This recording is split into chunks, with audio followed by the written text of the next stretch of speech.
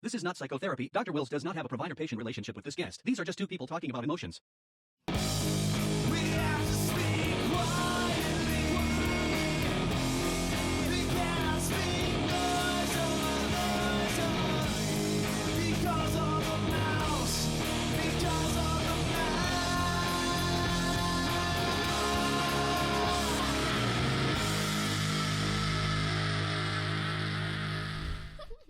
Hello, and welcome to the first ever podcast of Give a F Actually. We do not know what we're doing, but here we are. We're going to go for it. I am here with my very first ever super special guest. And what is your name, ma'am? Amelie Wills. Hi, Amelie Wills. And how are you related to me? I'm your child. Oh, yeah. Good to see you again. How's it been going? Great. So on the Give a F podcast, we're talking about emotions and how our unpleasant emotions might be able to help us. Let's get a little bit of background about you. Can you tell us a little bit about yourself, what grade you're in, and all that kind of stuff? I'm 10 years old. I'm from Hawaii. I'm half Japanese. I do gymnastics. I'm in 5th grade, and I like sushi and boba. Sushi and boba. Got a lot of boba requests these days, for sure. And of course, because she is from Hawaii and half Japanese, obviously it means that she speaks in a British accent, right? No. No, not at all. Half the time? No. Just a little bit? No. Would you like some water? No. No. We have fun. Today, we wanted to kind of talk about your interests. And before we get into gymnastics, could you please let us know other stuff that you like to do with your friends, other kinds of activities, what you want to be when you grow up, and then we're going to talk about your favorite thing, which is gymnastics. I like to do art and go shopping. Good. And how many friends do you have? I don't know. Who's your best friend? My mom. Good answer. So, gymnastics. Tell us about how you did in gymnastics last year. What was it like for you? Yeah, tell us kind of the story. First, the people out there don't really know anything about how involved it is, so you can tell them how often you have to go, how long you practice each week, and what the tournaments are like, and what going to state was like for you. So I go 2 times a week, and each day I go for 4 hours. And it's really nerve-wracking during the meets, but it's also really fun. And I'm actually judging little kids today after this. How do you judge little kids? Is this the first time you're doing that? Yes, so like little kids, it's really easy. You do 1, 2, or 3. I think 3 is really bad, 2 is like okay, and then 1's really good. But like for my age, it's like harder, and I don't understand anything about that. Yeah, I don't understand either. Like, I'll look and say, wow, that was perfect. And then the score is just like, I'm like, it's way above my head. I don't get it. Mm-hmm. So last year you went to state with your gymnastics. What division were you in? I was in level 3. Level 3. Okay. And then what were the different categories of like the different things you competed in? Like beam. Oh, so we have beam, floor, vault, and bars. Beam, floor, vault, and bars. What's your favorite one? I like floor because of the routine, but also it's been hard because I can't do my like passes, tumbling passes, without my coach standing there. So it's kind of sad, but like I really like my routine. Good. What place did you take in floor? I don't know. I forgot. You did? Mm-hmm. What place did you take overall? I don't know. I think you did pretty good if I remember. Mm-hmm. Well, it's also awesome how humble you are, but we're very proud of our little awesome gymnast. So, speaking of emotions, let's start with kind of your understanding. What are emotions, if you can kind of define them, or if you can think of any examples of emotions to share with us, like what's your understanding of what emotions and feelings are? Well, emotions and feelings, I mainly have like happy, angry, and like sad. Yeah. Okay. Happy, angry, sad. All right. And why do you think people have emotions in the first place? What good are they? I don't know, just express your feelings. Yeah. What if we didn't have emotions? That would be boring. Yeah, life would be pretty boring. We'd be kind of like robots, huh? Mm-hmm. Okay. So you mentioned it can be nerve-wracking sometimes at the competition for gymnastics. So anxiety and nervousness is kind of a manifestation of a fear, and we think of a fear as an emotion. Tell us about, how can you tell when you're nervous? Like, what does it feel like in your body? What kind of thoughts are you having in your mind? Well, I don't shake, but I start moving around a little bit, and my heart pumps faster, I guess. I might get a little sweaty, I don't know. Okay.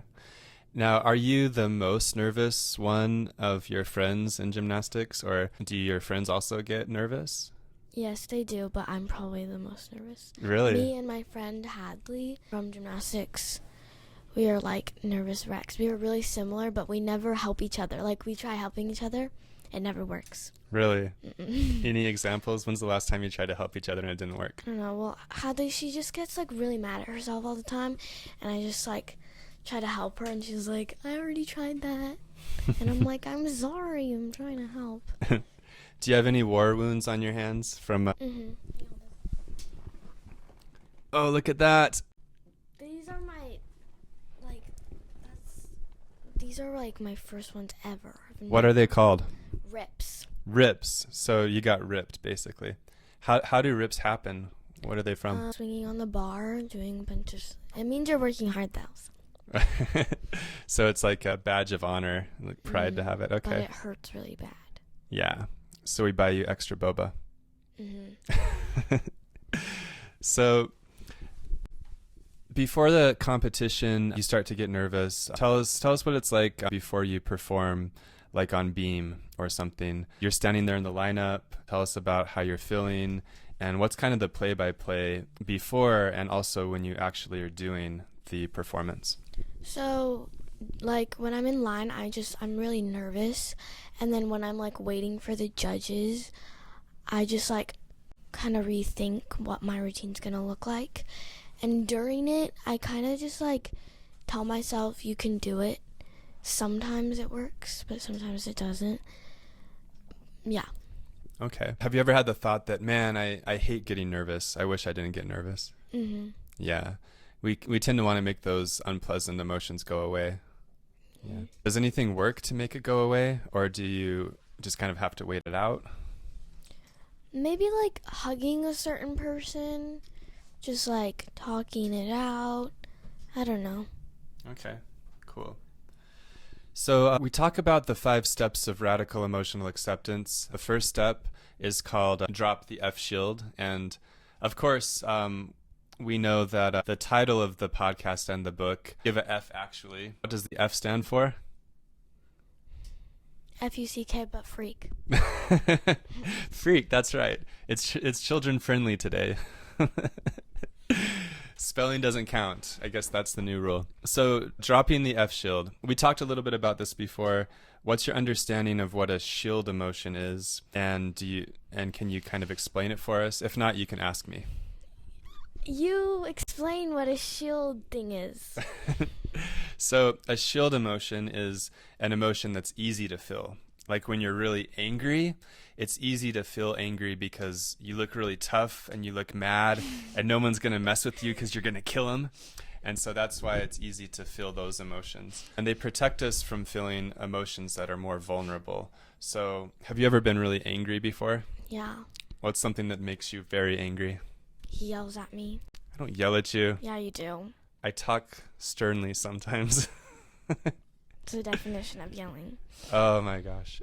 All right. So when I am, making you feel angry, what does it feel like in your body when you're angry? What do you notice in your thoughts and your like physically? I want to punch someone. Okay. You want to be aggressive. Do you ever punch someone? Mm-mm. Okay. If you say so. And then underneath, though, when you're looking behind that shield emotion, once you calm down, what are the other more painful or vulnerable emotions that you think you notice underneath that? I don't know, just sad, I guess. Sad, okay. And any other ones? Do you ever feel like scared or afraid or hurt? Mm-hmm. Okay. Yeah. So the second step is to name the F or name the emotions. So after we, get past that shield, we want to get to the other ones. So we could say hurt or sad or scared or other ones too. And we've been talking about the emotion of fear or feeling scared before performing. The next step is to listen to the emotions. So we want to kind of see what it's trying to teach us, what it's there for. So obviously it feels kind of uncomfortable to have fear, and you kind of want to get rid of it, right? Mm-hmm. But what good is it? Like, why do you think we humans have fear? How is it trying to help us? I think it teaches us something. Okay. Teaches us. That's good. Imagine if you didn't have any fear at all. So you're standing in line for gymnastics, you're about to compete, and you had zero anxiety. So much that you were just taking a nap, or you were just off and watching the people in the audience, or making faces at me, or yeah, like that. That was a good one. What would happen if you didn't have any anxiety at all, you think? I don't know. I think I would be boring. Yeah. And too confident, which is never good. Yeah, you'd be too confident. And then how would that affect your performance? I might be too confident. I fall, or yeah, I don't know. Okay. The other day I was driving you home from gymnastics, and you were telling me that you were really, you had the emotion of frustration. You said you're really frustrated because what's the thing you were doing on the beam where you kind of spin around, but it was hard to do? A full turn. You have to come completely around back where you started. Yeah. And at the time it was not really easy for you, right? Mm-hmm. Yeah. So tell me about your frustration, the emotion of frustration, how hard it was for you, and then where are you at right now with the full turn on the beam? I don't know. It just made me really mad because I knew I could do it. I was just scared. It's all in my head. And then right now it's doing okay, but I still fall a lot. Okay. So you got better with practice. Mm-hmm. Now imagine if you weren't frustrated, if you weren't mad at all, and you just didn't care, and you're like, well, I guess it's too hard, I can't do it. How would that have affected your practice? Well, it can affect it because I could go into competition or state or something like that, and I could fall and not care, but then not be qualified, I guess, for another meet. So it hurts, it's uncomfortable to feel mad and frustrated, but those emotions are also pretty important to motivate you to keep trying. So there's some kind of good in it, right? Mm-hmm. Now with fear, we think that one of the reasons that we have fear is to make us aware of something bad that might happen. So when you're nervous before performing, what are you afraid of? What bad things could happen before or while you're performing?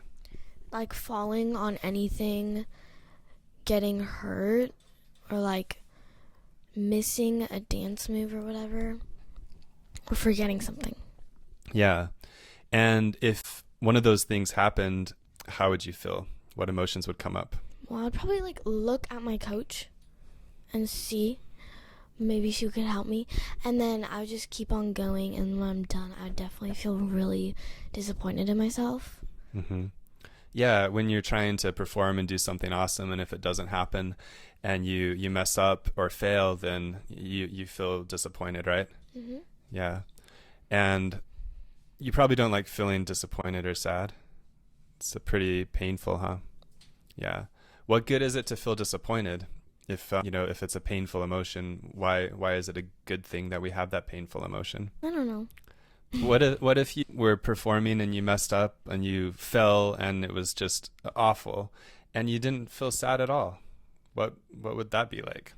I feel like my friends would be really confused. Yeah. That would be just kind of weird, and it wouldn't really be reality, huh? Mm-hmm. Yeah. So sometimes things happen, we get sad, but that's sort of part of life, and how can that sadness help us maybe for the next time that we perform or practice? Like, kind of prepare yourself before it, I guess. Yeah. So the sadness becomes motivation to practice harder, to do better, to get more help so that we can perform better the next competition. Mm-hmm. Cool. So that's step 3 is trying to learn the wisdom or listen to the F. Step 4 is to act or to not act on the F, meaning now it's time to take action.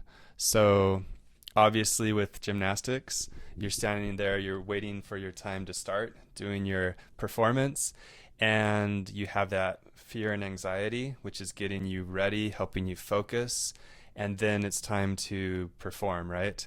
And so that's basically step 4. You use all that energy, that focus, and you go out there and you do your best, and you take first place. Yeah? Maybe? I'm sitting on a pillow, guys. She's really not this tall in real life. 10-year-old. So step 5 is finally to thank the F, thank the freak, which means to have gratitude for the emotions. What'd you say? Nothing. I heard that. You lipped it. So when you can have real gratitude or be thankful for the emotions, then there no longer is a problem. So when we started out talking today, you were, thinking like, how can I get rid of this nervousness? How can I get rid of this sadness? How can I get rid of this frustration, this anger? Now, how can you actually be thankful for these emotions?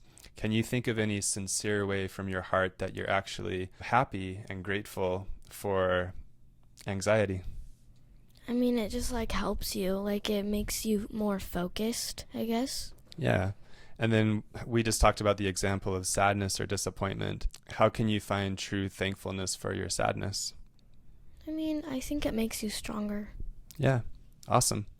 So that's kind of how we apply the 5 steps of radical emotional acceptance to kids. Sports is a great example, but helping to get kids to understand emotional words, how to think about emotions, sharing examples from their lives, and so on. Anything else that you wanted to let us know about before we wrap up our first ever podcast? I look like Wednesday Addams. You do look like Wednesday Addams. Christina Ricci is my favorite actress. Jenna Ortega. Oh, yeah. There's a new one now. Mm-hmm. Awesome. Oh, by the way, we do have a merch store. If you check out the poster, we've got Give a F and Emotionally Woke hoodies and tote bags and hats and candles and cell phone covers and beanies. What merch is your favorite? What do you have? What do you like most about the Give a F merch store? From here, I have this water bottle, this sweater, and that sweater. And then I also have a black shirt that says emotional on it, and a black hoodie that has a red heart on it.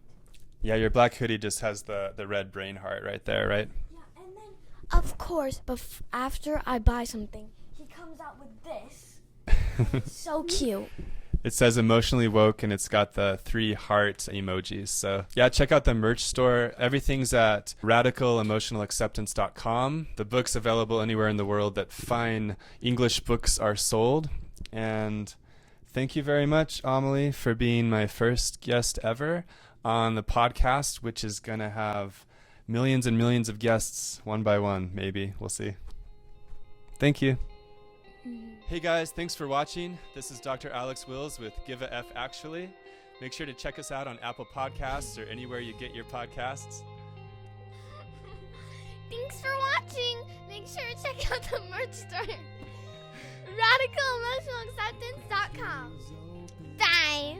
Bye.